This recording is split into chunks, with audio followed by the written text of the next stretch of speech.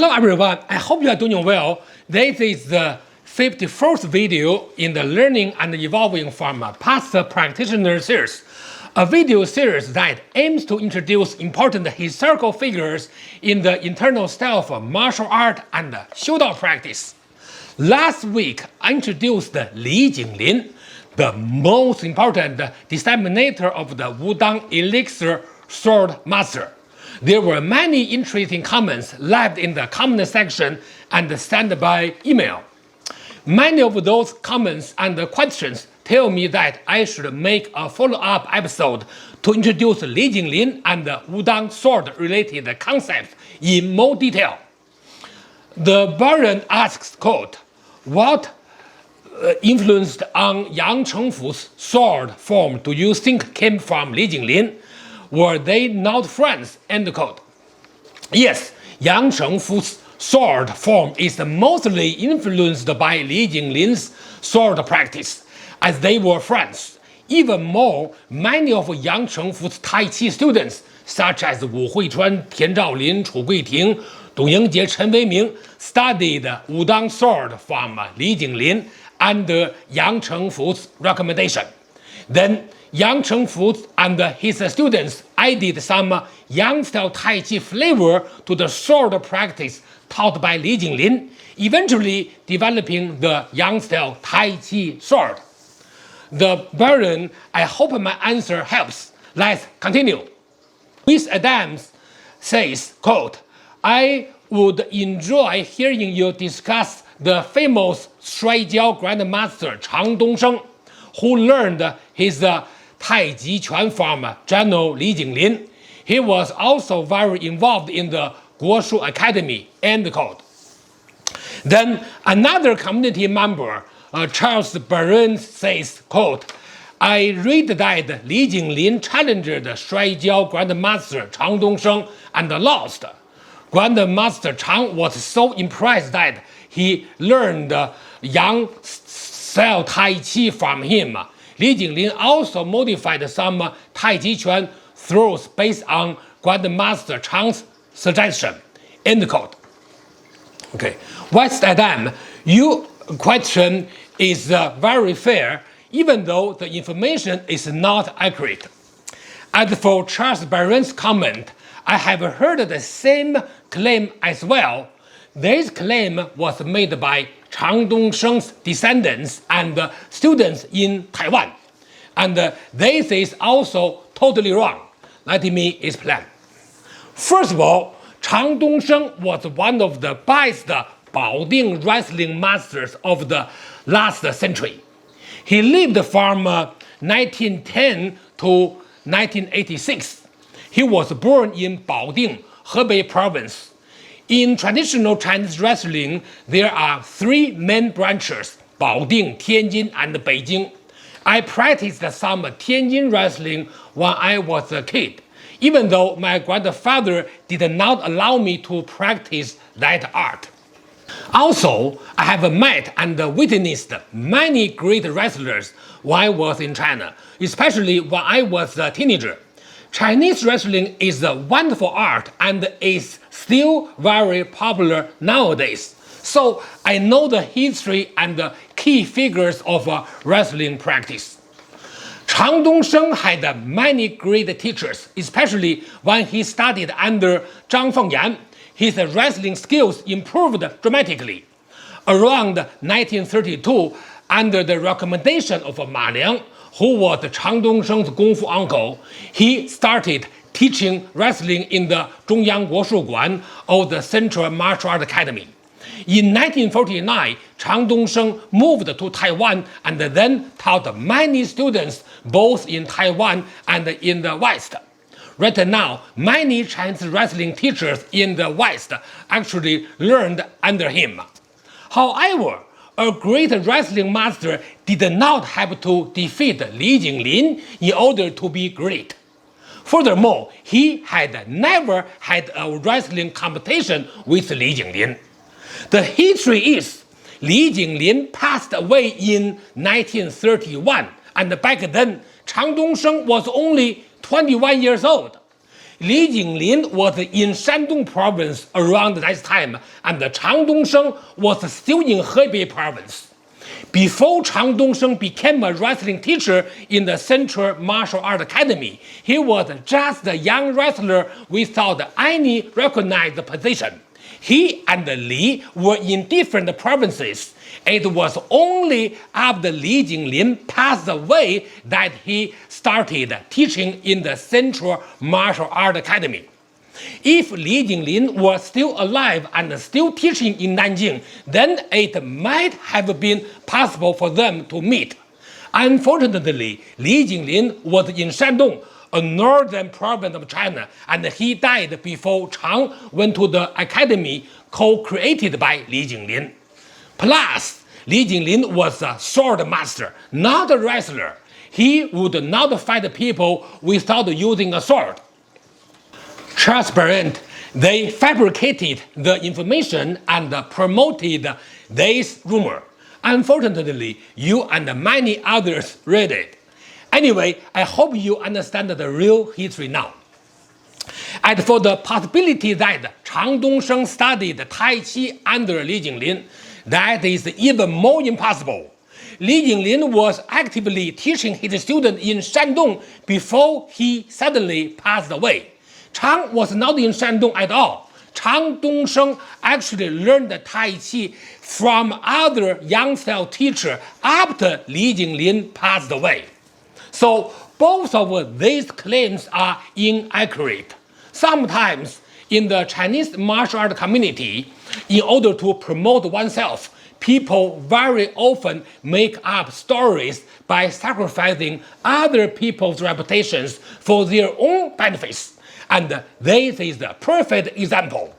Even more important, it is often not the teachers themselves, but their students who falsify those claims, which is shameful behavior and should be disclosed and criticized severely. So, thank you for asking me this question. It allows me to clarify another rumor about a historical figure. On to the next question.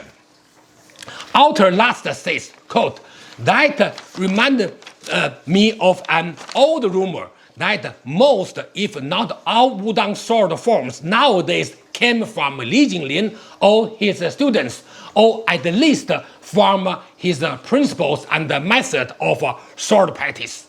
I wonder if there's the truth in that rumor, and I heard that for military officers, a saber was the standard weapon, not a sword. So how good was Li Jinglin's saber skill if he was called sword immortal? End quote. Thank you, Outerlast. Both questions are very good. Yes, you are right that almost all of the Wudang sword forms nowadays came from Li Jinglin and his students, and the rest from other styles such as Bagua, Tai Chi, or even Shaolin. They just named it the Wudang sword. If anyone wants to counter this statement, they need to show evidence such as the Jianpu of the sword document.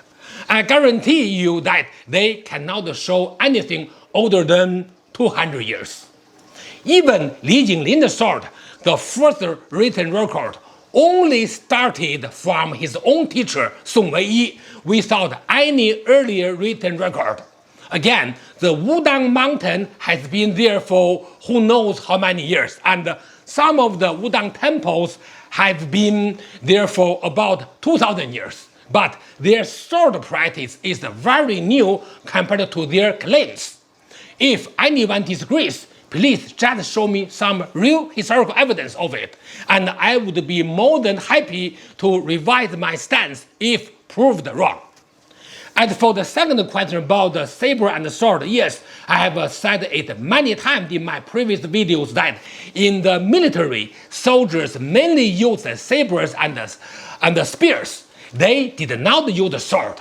A sword was used by generals to issue military commands, and it was not used at all on the battlefield in fighting. Throughout most of the Chinese history after the Zhanguo or Warring States period, And even today, the sword has largely been a gentleman's weapon. I hope my answer helps. Thank you for this question.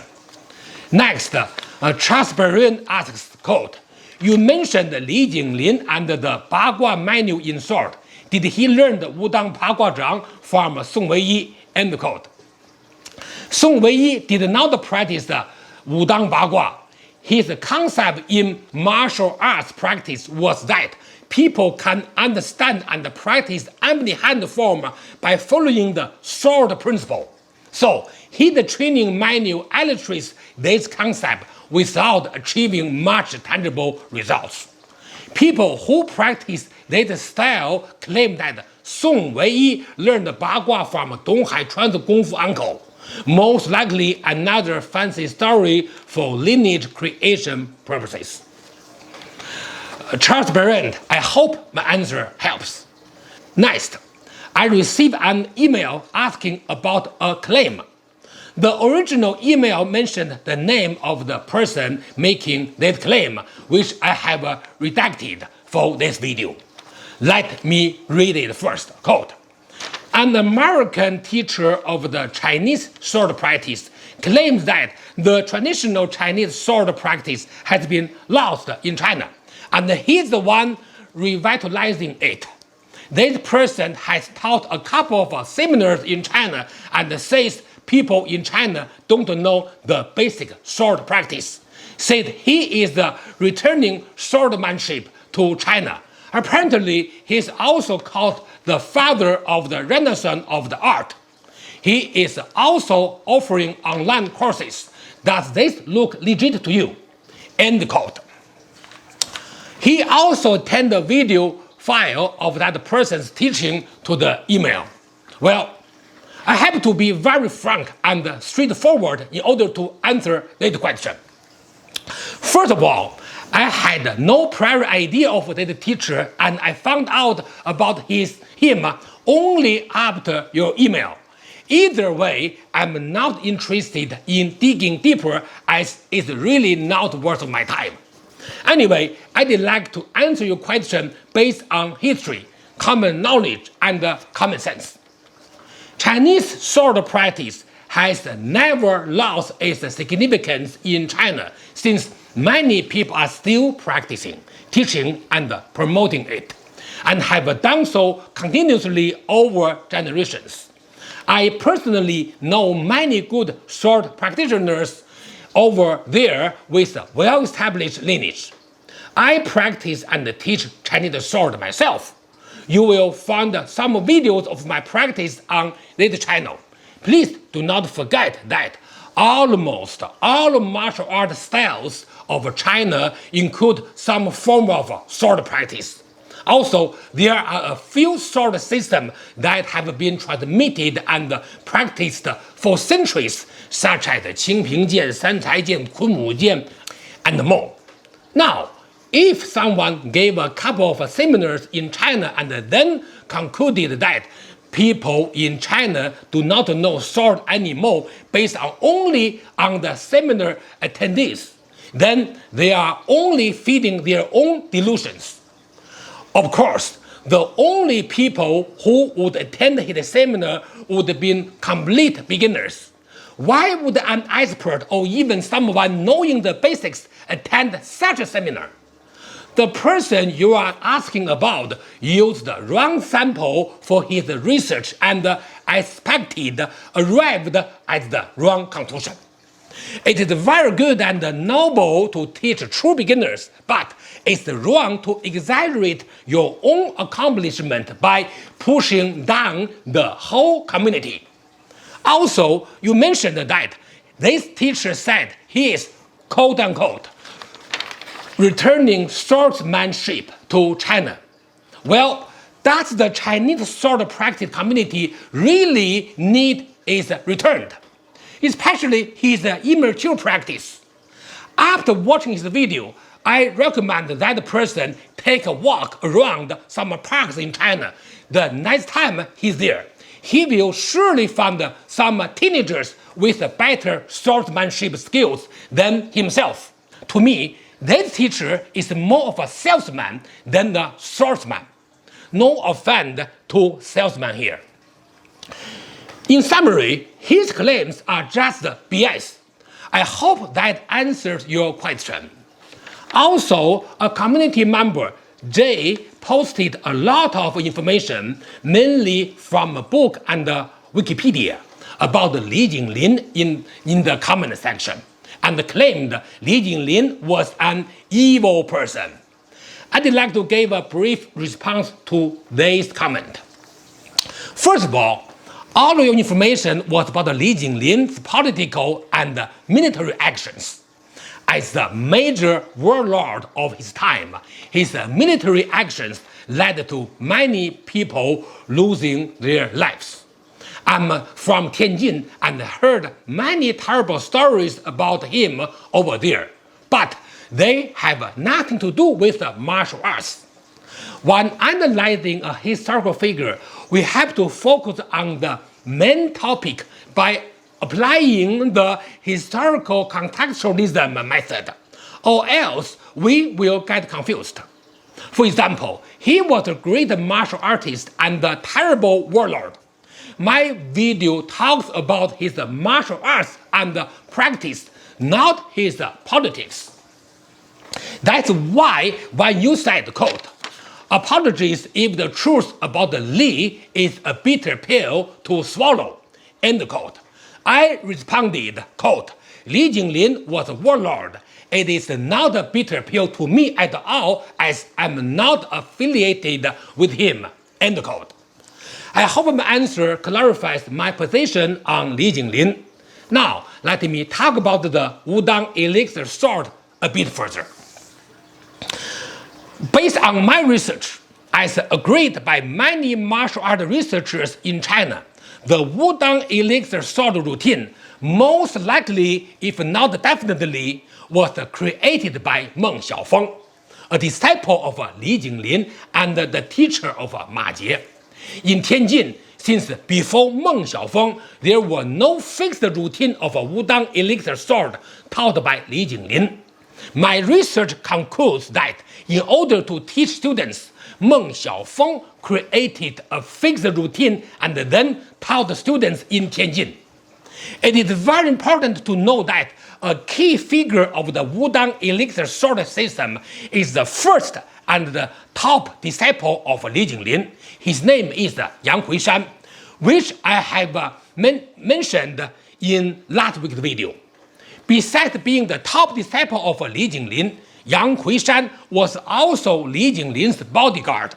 In terms of learning, Yang Huishan was the one who inherited the most knowledge and practice from Li Jinglin. After Li passed away, Yang Huishan taught some students, and those students taught some others, who are still actively teaching in China. I confirmed my information with them, and we all concurred.